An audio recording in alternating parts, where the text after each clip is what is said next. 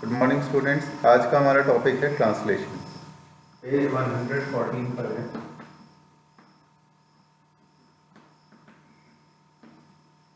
Translation क्या होता है? ट्रांसलेशन का मतलब है कि डीएनए की जो इन्फॉर्मेशन थी, जो कोड यानी कि ट्रांसक्रिप्ट या फिर एमआरएनए की फॉर्म में जो बाहर आई थी न्यूक्लियस के पोर से, उस ट्रांसक्रिप्ट या फिर कोड या एमआरएनए को अब ट्रांसलेट भी करना पड़ेगा।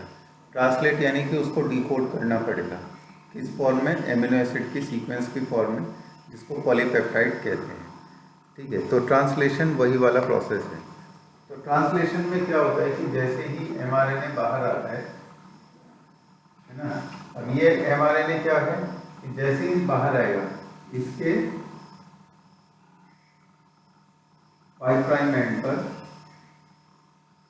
दोनों सब यूनिट राइबोसोम की आकर इकट्ठी हो जाएंगी। स्मॉल सब यूनिट और लार्ज सब यूनिट। जैसा कि हम जानते हैं कि यूकैरियोट्स और प्रोकैरियोट्स दोनों के केस में राइबोसोम्स दो सब यूनिट से मिलकर बने होते हैं, चाहे 70S राइबोसोम्स हों और चाहे 80S राइबोसोम हों। 80S राइबोसोम यूकैरियोट्स में होते हैं, 70S प्रोकैरियोट्स में होते हैं।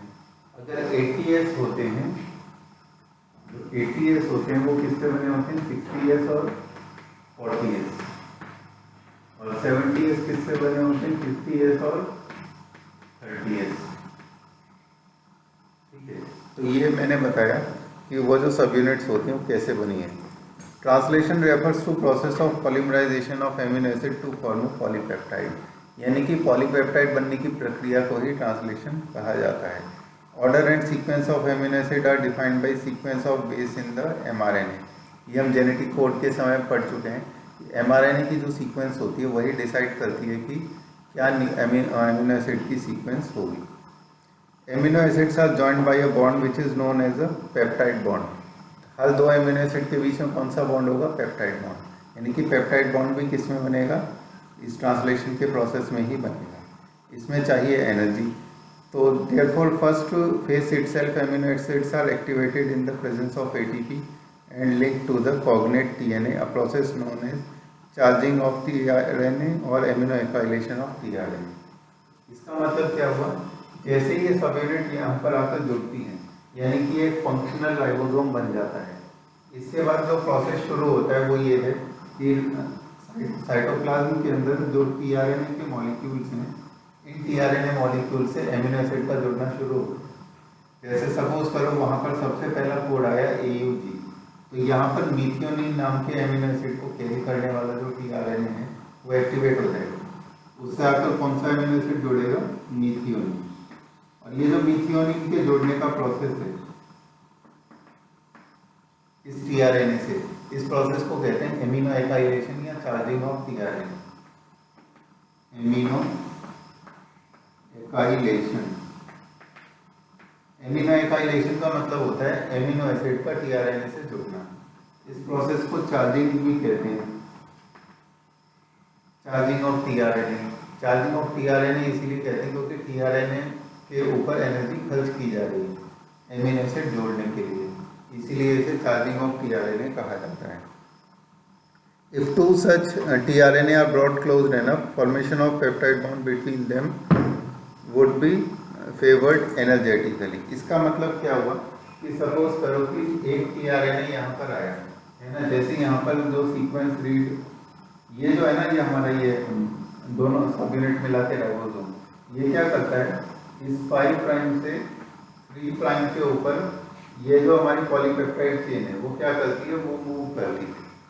यानी कि हम ये कहें ये और ये एक दूसरे के रेस्पेक्ट में क्या है? ऐसे मूव करते हैं, यानी कि ये इधर मूव करेगा, जिस वजह से क्या होगा कि ये जो पूरी एमआरएनए है वो क्या होती जाएगी? रीड होती जाएगी। तो सबसे पहली जो सीक्वेंस है सपोज करो वो AUG है, तो AUG के कॉम्प्लीमेंट्री क्या है? मीथियोनिन वाला टीआरएनए यहाँ पर आ जाएगा और आने के बाद क्या करेगा? इस मीथियोनिन को यहाँ पर ले आएगा। इसके बाद सपोज करो कि अगली जो सीक्वेंस वहाँ पर है वो ट्रिपल U है, तो ट्रिपल U का शायद फिनाइल एलेनिन होता है, तो नेक्स्ट टीआरएनए वहाँ पर कौन सा जाएगा? जो फिनाइल एलेनिन को कैरी कर रहा होगा, और ये जैसे ही यहाँ पर पहुँचेगा फिनाइलएलेनिन, तो सपोज करो ये टीआरएनए है जिसके ऊपर जुड़ा हुआ है मिथियोनिन, फिर अगला टीआरएनए आ गया जिसके ऊपर जुड़ा था फिनाइलएलेनिन। ठीक है, तो जैसे ये दोनों टीआरएनए एक दूसरे के पास पास आते हैं, ये जो फिनाइलएलेनिन है ये यहाँ से निकल के कहाँ चला जाता है, मिथियोनिन के पास चला जाता है ना, और फिर क्या बन जाता है, मिथियोनिन के ऊपर फिनाइलएलेनिन की जोड़ जाता है ना। अब ये इसके साथ जुड़ जाएगा, तो कौन सा बॉन्ड बनेगा इनके बीच में, पेप्टाइड। और इस तरह से प्रक्रिया चलती रहेगी। नेक्स्ट कोडॉन सपोज करो कोई और आया, तो उसके बाद उसका कॉम्प्लीमेंट्री जो एमिनो एसिड होगा उसको उसका वाला जो टीआरएनए है वो साइटोप्लाज्म से उठा के कहाँ लाएगा, इस ट्रांसलेशन साइट पे लेके आएगा, और जैसे ही ये टीआरएनए पास में आएगा उस एमिनो एसिड को लेके, वो एमिनो एसिड फिर से इस चेन में जुड़ जाएगा, है ना, और ये चेन क्या होती जाएगी, लंबी होती चली जाएगी। कब तक होती चली जाएगी, जब तक इस एमआरएनए के ऊपर कोई स्टॉप कोडॉन नहीं आता था। जैसे ही स्टॉप कोडॉन आएगा ये दोनों सब यूनिट एक दूसरे से टूट के अलग हो जाएंगी, है ना, और इसके बाद ये एमआरएनए भी यहाँ से टूट के अलग हो जाएगा, और जो न्यूक्लियोटाइड पॉलीपेप्टाइड की सीक्वेंस बन रही थी, है ना, यानी एमिनो एसिड चेन बन रही थी, वो भी यहाँ से टूटकर अलग हो जाएगी। और उसके बाद उसका क्या होगा, उसके बाद उसकी होती है folding, packaging, modification Golgi complex में, जो हम छोटी क्लास में ऑलरेडी पढ़ के आ चुके हैं। तो इस तरह से प्रोटीन्स बनते हैं। और ये देखते हैं इसमें आगे इन्होंने और क्या लिया है। The presence of a catalyst would enhance the rate of peptide formation. Cellular factory responsible for synthesising protein is the ribosome. The ribosome consist of structural RNase and about 80 different proteins. तो ये इन्होंने structural component बताया कि ribosome का किस तरह से होता है। In its inactive stage it exist as 2 subunit, a large subunit and a small subunit. When small subunit encounters and mRNA, यानी कि शुरू में ये small subunit mRNA से encounter करती है। Process of translation of mRNA to protein begins, यानी कि तब दोनों subunit join करेंगे। There are 2 sites in the large subunit for subsequent amino acid to bind and thus be close enough to each other for the formation of a peptide bond. इसमें जो sequence है ये large subunit में 3 sequence होती है इधर से इधर। सबसे पहली जो सीक्वेंस होती है उसे कहते हैं ए साइट, फिर होती पी साइट और फिर होती ई साइट। ठीक है, तो यानी कि इनको हम ऐसे याद रख सकते हैं, ए साइट, पी साइट और ई साइट। ए साइट वो साइट होती है जहां पर सबसे पहला टीआरएनए आता है जो कि किसको कैरी करता है, मिथियोनिन को कैरी करता है। तो यानी कि ए साइट पे सबसे पहले कौन आएगा, ऐसा टीआरएनए तो किसको कैरी कर रहा है, मिथियोनिन को कैरी कर रहा है। इसके बाद बाकी सारे जो टीआरएनए हैं पहले के बाद वाले, वो सब किस पे आते हैं, वो सब पी साइट पे आते हैं, और फिर ई साइट वो होती है जहाँ से वो एग्जिट करते जाते हैं। इसको मैं डायग्राम बना के दिखाता हूँ। जैसे सपोज करो कि ये एक लार्ज सब यूनिट है और ये स्मॉल सब यूनिट है और इधर से एमआरएनए आ रहा है, तो सबसे पहले क्या होगा, जो ए साइट होगी, ए साइट पे आएगा टीआरएनए मिथियोनिन को लेकर। फिर पी साइट वो होगी जिसको हम, ए का मतलब होता है amino acyl site, amino acyl site. P का मतलब होता है पेप्टिडाइड ट्रांसफरेज साइट। फिर आती है ई का मतलब होता है एग्जिट। ठीक है, ये 3 साइट्स होती हैं। अब सबसे पहले क्या होता है कि टीआरएनए जो मिथियोनिन को लेके आ रहा है वो यहाँ पे आएगा। इसके बाद वाले सारे टीआरएनए जो दूसरे एमिनो एसिड्स को लेके आते हैं वो कहाँ आएंगे, वो पी पे आएंगे। और ये वाला जो प्रोसेस है ये लगातार क्या होता रहेगा, इसमें इधर वाले जो एमिनो एसिड है वो लगातार इधर शिफ्ट होते जाएंगे, ताकि क्या होता रहे, पेप्टाइड बॉन्ड का फॉर्मेशन होता रहे। इसके नाम से क्लियर दिख रहा होगा तुम्हें, पेप्टिडाइड ट्रांसफरेज, यानी कि पेप्टाइड बन के वो ट्रांसफर होते रहेंगे और एमिनो एसिड की चेन इधर ऐसे लंबी होती जाएगी। और जैसे ही वो आता है स्टॉप कोडॉन, ये क्या होता रहेगा, टर्मिनेशन का प्रोसेस हो जाएगा, ये दोनों अलग हो जाएंगे, है ना, पॉलीपेप्टाइड चेन अलग हो जाएगी, mRNA अलग हो जाएगा। और ई साइट कौन सी साइट होती है? ई साइट वो साइट होती है जहाँ से खाली टीआरएनए जिन्होंने एमिनो एसिड यहाँ ट्रांसफर कर दिए वो एग्जिट हो जाते हैं। तो ये थे 3 साइट एक लार्ज सब यूनिट में।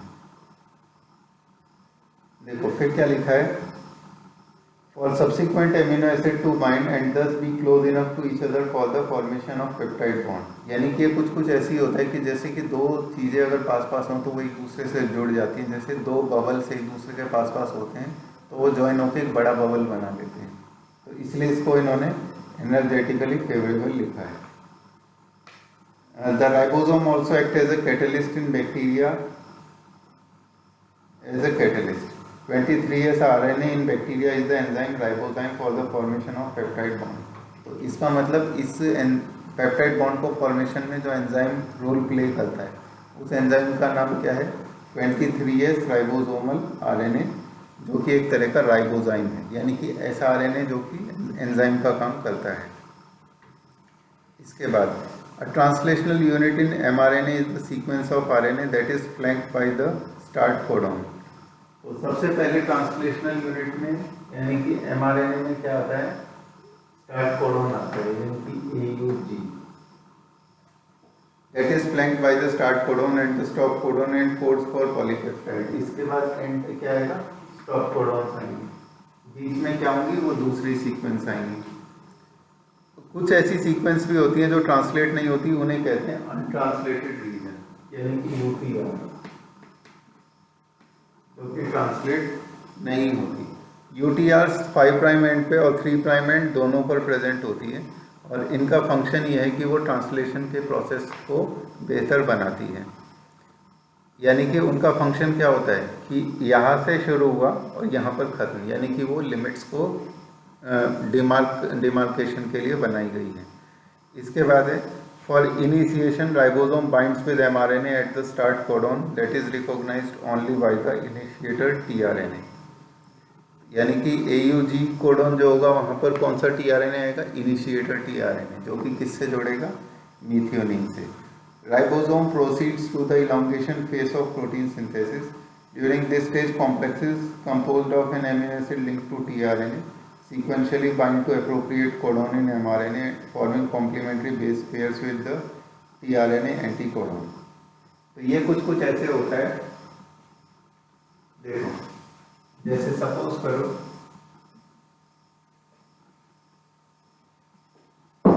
कि यहाँ पर जो mRNA इसके अंदर आएगा, इन दोनों सब यूनिट के, यहाँ पर जो सीक्वेंस है वो है AUG।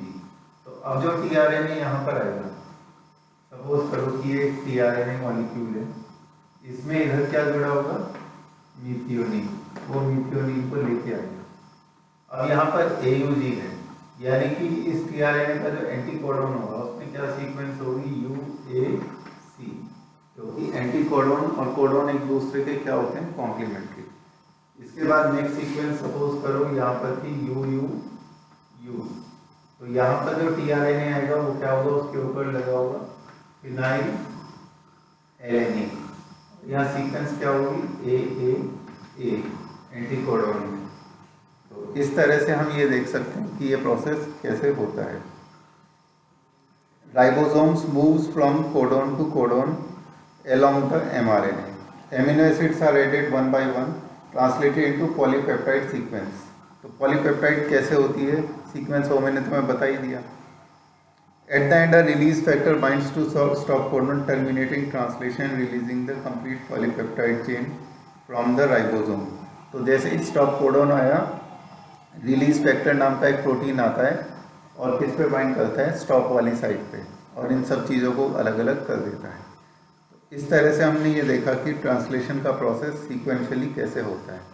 अब इस डायग्राम में भी देखो उन्होंने क्या दिखाया है कि एक साइड से यानी कि राइट साइड से ये tRNA आ रहा है और tRNA में एक तरफ उन्होंने दिखाया एंटीकोडॉन और दूसरी तरफ दिखाया एमिनो एसिड जॉइंट, ये आ रहे हैं पर्टिकुलर साइड पर। अब दूसरी तरफ तुम क्या देख रहे हो?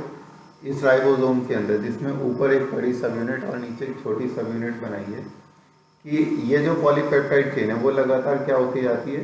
राइट साइड में ट्रांसफ़र होती जाती है, ठीक है। और खाली जो tRNA बचा वो किस से निकलता जाता है, ई साइड से एग्जिट करता जाता है और इस तरह से ये चेन ग्रो होती जाती है। तो ये था हमारा टॉपिक जिसका नाम था ट्रांसलेशन। ठीक है, इसके बाद नेक्स्ट टॉपिक है रेगुलेशन ऑफ जीन एक्सप्रेशन। ये हम करेंगे कल।